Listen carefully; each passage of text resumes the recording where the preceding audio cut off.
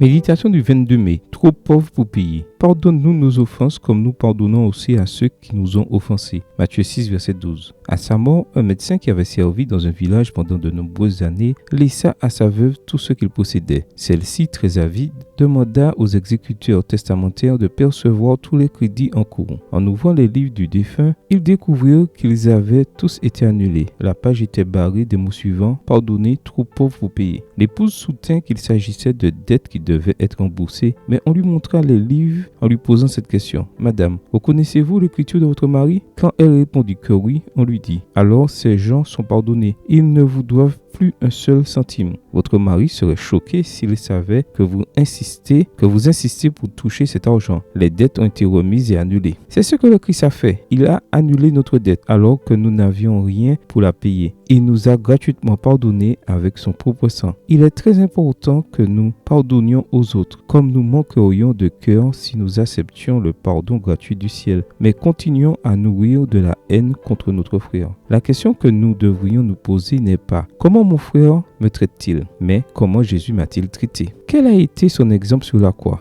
Il a prié pour ses ennemis et pardonné à ceux qui l'avaient maltraité. Alors que les pierres déchiraient son corps, Étienne a élevé sa voix: Seigneur, ne les charge pas de ce péché. Acte 7, verset 59. Propre au Christ, cet acte a touché le cœur de l'arrogant Saul de Tarse, bien qu'il ait ensuite continué à persécuter les chrétiens. Il n'a pu effacer cette scène de sa mémoire. Avec le temps, le cruel persécuteur est devenu le prédicateur de la croix qui se sacrifie. William Shakespeare a affirmé: le pardon tombe comme la pluie douce du ciel à la terre. Il est 2 fois béni. Il est béni ceux qui le créent et ceux qui le reçoivent. Personne n'aime ressentir la nécessité de demander pardon lorsqu'il a offensé quelqu'un, mais c'est une condition nécessaire à la paix intérieure et à l'harmonie avec Dieu. Si tu dois le faire, ne remets pas cela à plus tard. Et si quelqu'un te demande pardon pour t'avoir offensé, ne tarde pas à lui pardonner sans nourrir de ressentiment envers lui. Amen. Bonne journée à toi et que le Seigneur te bénisse.